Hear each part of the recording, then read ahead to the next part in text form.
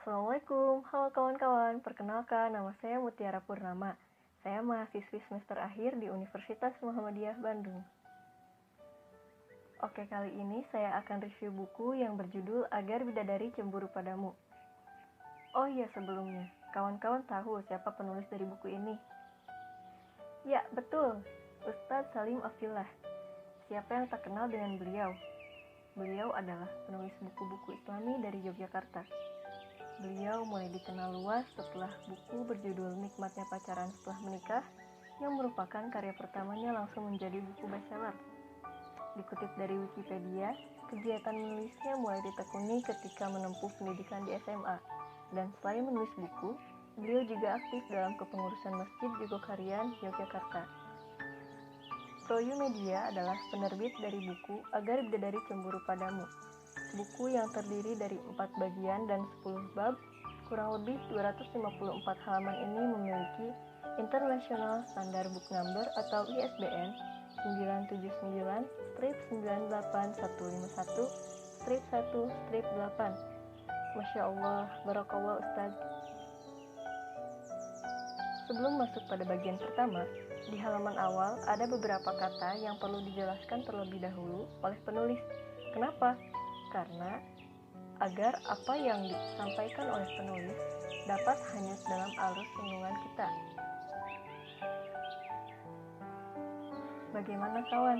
Sudah cukup kenal kan? Nah, semakin penasaran gimana reviewnya? Mari kita simak.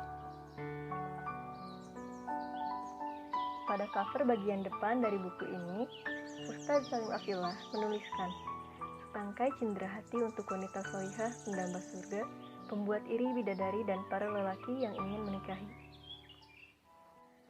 Buku ini hadir untuk wanita yang ingin menghadirkan atmosfer surga dalam setiap hirup nafasnya, yang muda maupun yang telah kaya pengalaman hidup, yang sudah mendampingi dan didampingi, juga yang sedang menanti, agar bidadari cemburu padamu. Lalu para lelaki, seharusnya mereka juga tahu bagaimana memperlakukan wanita dengan keadilan syariat Allah, menjaga tanpa mengekang, menghormati kebebasan namun tetap melindungi, serta memberikan rasa aman. Ia menjadikan rusuk kiri, dekat ke tangan untuk dilindungi, dekat ke hati untuk dicintai. Nah, buku ini insya Allah membantu kita memahami sang kawan perjalanan. Ada kata yang merangkum kesetaraan, perhatian, dan cinta. Laki-laki dan perempuan saling mengenal, saling memahami, saling bantu, bergandeng tangan, saling menanggung, dan cekatan mendahulukan. Serasi. Lalu, haruskah kau tahu, bidadari bisa cemburu? Itu tantangan untuk mendekatkan sumbu potensi diri dengan nyala suci ruh kesolihan. Agar bidadari cemburu padamu, bukan dengan tebar pesona fisik tentu, karena pasti mukil jauh. Ya, tak juga dengan memenjara diri antara dapur, kelambu, dan sumur, karena Allah dan Rasul tak pernah bermaksud begitu. Pertanyaannya, apa bidadari bisa cemburu kepada wanita di dunia? Pasti muncul tanda tanya kan di benak kawan-kawan? Bagaimana bidadari cemburu kepada wanita dunia? Karena wanita dunia unggul atas mereka, dan keunggulan tersebut dijelaskan Rasulullah sebagai kelebihan yang tampak atas sesuatu yang tidak terlihat. Aku bertanya, ya Rasulullah, manakah yang lebih utama, wanita dunia ataukah bidadari yang bermata jeli?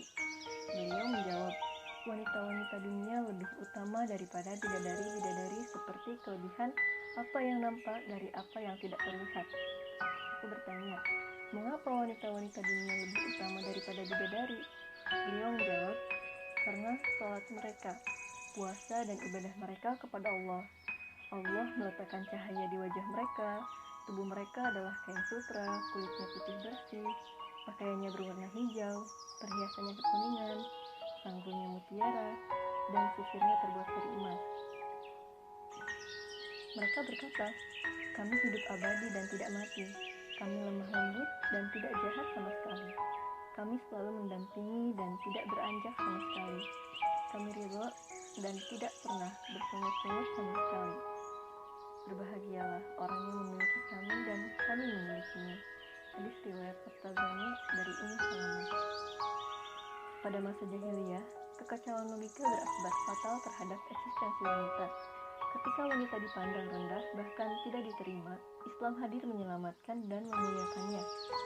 Masya Allah, Allah berkehendak menyempurnakan perlindungannya terhadap kaum wanita. Kehendak tersebut menyadari bahwa apa yang dilakukan Islam untuk para wanita adalah salah satu nikmat terbesar yang wajib kita syukuri. Allah menyayangimu, menjagamu, dan memberikan hak sepenuhnya. Allah selalu memberikan sesuai dengan porsi, adil, dan seimbang. Kedudukan wanita dalam Islam terkait 3 hal. Kedudukan yang pertama adalah kepemimpinan. Dalam Quran Surat An-Nisa ayat 34 disebutkan bahwa laki-laki adalah qawwam, pemimpin bagi kaum perempuan. Wanita tidak perlu merasa diperlakukan tidak adil, sebab dalam Quran Surat An-Nisa ayat 1 ditegaskan bahwa sesungguhnya yang paling mulia di hadapan Allah adalah mereka yang bertakwa. Lalu, kedudukan yang kedua adalah waris. Ketika laki-laki mendapat 2 bagian dan perempuan mendapat 1 bagian, kita perlu menyadari bahwa tanggung jawab yang harus dipenuhi laki-laki jauh lebih besar. Laki-laki wajib membayar mahar kepada perempuan sesuai disyaratkan perempuan. Laki-laki wajib membayar tebusan dan denda untuk menjamin keselamatan keluarganya. Laki-laki wajib memberikan nafkah. Sedangkan perempuan bebas dari kewajiban-kewajiban seperti itu. Tetapi kawan-kawan, catatan bahwa Islam tidak menyulitkan. Pada kondisi tertentu, ada yang harus dilakukan suami istri untuk memperkuat ikatan, memperkokoh saling percaya, menggiatkan saling bantu, dan menghidupkan rumah tangga. Kedudukan yang ketiga adalah akal dan agama. Rasulullah menyebutkan bahwa wanita adalah makhluk yang kurang akal. Benarkah Rasulullah mencela wanita? Tidak. Ternyata kekurangan yang dimaksud adalah kekurangan dalam hal kuantitas diri, bukan kualitas. Hal ini disebabkan oleh karunia yang Allah berikan. Wanita diberikan waktu istirahat setiap bulan dengan haid. Berkurang juga jumlahnya dalam ibadah sholat dan puasa. Pembebasan dari Allah ini karena Allah Maha Tahu akan kondisi wanita sebagaimana Ia telah menciptakannya.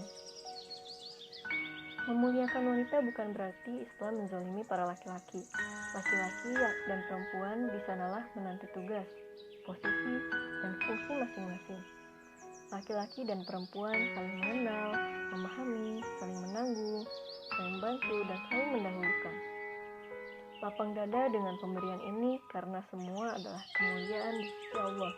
Dalam Quran Surat Ar-Rahman ayat 56 disebutkan bahwa kesucian bidadari adalah yang menyejukkan mata, membuat hati selalu ridho, rasa selalu fresh dan tentram. Dengan kelebihan itu, apa bidadari bisa cemburu? Dalam surat Ad-Duhan ayat 51-54 membuka dialog panjang antara Ummu Salamah dengan Rasulullah. Ummu Salamah bertanya, "Ya Rasulullah, manakah yang lebih utama, wanita dunia ataukah bidadari yang bermata jeli?" Beliau menjawab, wanita-wanita dunia lebih utama daripada bidadari-bidadari seperti kelebihan dari apa yang nampak dari apa yang tidak terlihat. Ummu Salamah kembali bertanya, mengapa wanita-wanita dunia lebih utama daripada bidadari-bidadari? Beliau menjawab, karena salat mereka, puasa dan ibadah mereka kepada Allah. Allah meletakkan cahaya di wajah mereka. Tubuh mereka adalah kain sutra, kulitnya putih bersih, pakaiannya berwarna hijau, perhiasannya kekuningan, sanggulnya mutiara, dan sisirnya terbuat dari emas. Mereka berkata, kami hidup abadi dan tidak mati. Kami lemah lembut dan tidak jahat sama sekali. Kami selalu mendampingi dan tidak beranjak sama sekali. Kami ridho dan tak pernah bersungut-sungut sama sekali. Berbahagialah orang yang memiliki kami dan kami memilikinya. Di penghujung pembicaraan, Rasulullah berpesan, wahai Ummu Salamah, akhlak yang baik itu akan pergi membawa 2 kebaikan, dunia dan akhirat. Hadis riwayat At-Tabrani. Gimana kawan? Masih mencoba memahami dari apa yang saya sampaikan? Siap lanjut? Mari kita lanjutkan. sekarang kita mulai membahas tentang bagaimana seorang wanita menutup aurat sesuai dengan ketetapan yang Allah berikan. Dalam Quran Surat Al-A'raf ayat 26 dijelaskan bahwa pakaian menutup aurat adalah pakaian yang indah untuk perhiasan. Pakaian yang indah untuk perhiasan adalah pakaian takwa yang terbaik. Lalu berjilbab. Mengapa ragu, bimbang, cemas, pesimis, dan gelisah memikirkan masa depan kalau berjilbab? Pede aja. Proses menjadi muslimah yang salihah itu bukan dengan menunggu akhlak menjadi baik baru kemudian berjilbab. Jilbab yang syar'i diantaranya menutup dan melindungi seluruh tubuh selain yang dikecualikan. Bukan tabarruj, kainnya tebal, kainnya longgar, tidak sempit, tidak jatuh, tidak diberi wangi haruman, tidak menyerupai laki-laki, tidak menyerupai pakaian orang kafir, dan bukan termasuk pakaian ketenaran. Kalau kita bisa dan mampu berjilbab saat itu juga, lakukanlah itu kawan. Insya Allah, Allah akan memberi jalan dan menolong untuk memperbaiki akhlak, memerintah perangai, dan menghapus segala kekhawatiran. Kata penulisnya, jilbab bukan topeng, be yourself, neng. Gitu katanya. Tidak hanya itu, buku ini juga membahas fitrah yang dimiliki oleh manusia, yaitu rasa cinta. Cinta, ruh yang mengalir lembut, menyenangkan, bersinar, jernih, dan ceria terkadang bermanifestasi menjadi yang menyesakan dan badai. Cintailah sesuatu sewajarnya, kata Rasulullah, karena mungkin suatu ketika ia akan menjadi sesuatu yang kau benci. Lalu bagaimana kita menjaga diri dan kemana kita harus bermuara? Pada bagian selanjutnya menjawab bahwa Allah adalah cinta pertama yang harus kita taati dan ikuti. Kedua, cinta akhirat adalah cinta abadi pada yang kekal di sisinya. Ketiga, cinta Rasulullah Maha Guru sepanjang masa. Keempat, cinta kepada keimanan, hijrah, dan jihad di mana cinta adalah warna.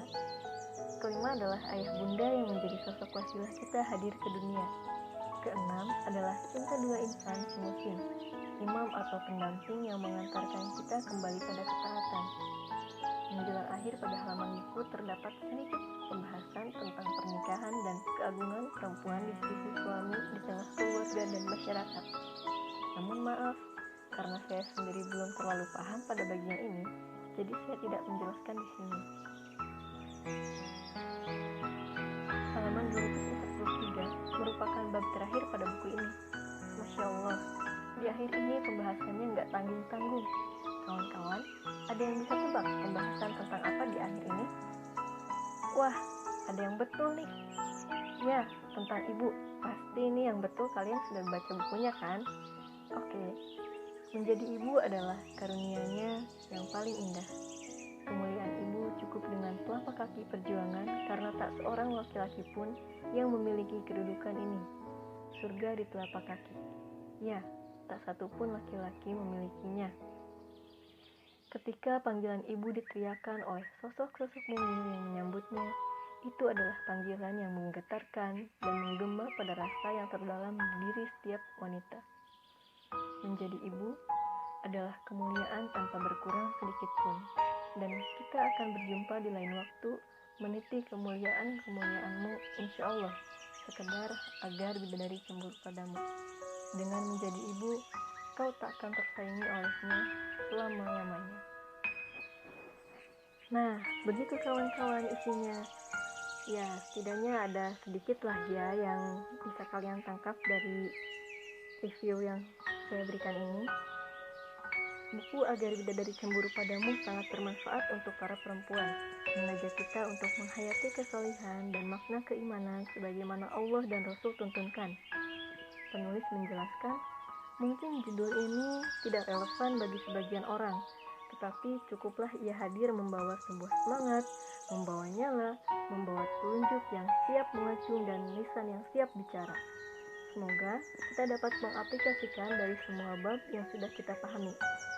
Memang perlu fokus untuk membaca agar lebih memahami setiap kata yang tersaji. Meski bahasa tersebut ringan, namun belum tentu kita paham dengan makna yang disampaikan oleh penulis. Boleh nih buku ini masuk daftar bacaan kawan-kawan, atau lebih lengkapnya saya akan tulis dan posting juga di akun media sosial pribadi. Saya cukupkan review buku kali ini. Semoga apa yang sudah kita pahami dari isi buku ini dapat membentuk pribadi kita menjadi muslimah salihah. Amin. Semoga bermanfaat. Jazakumullah khairan katsiran.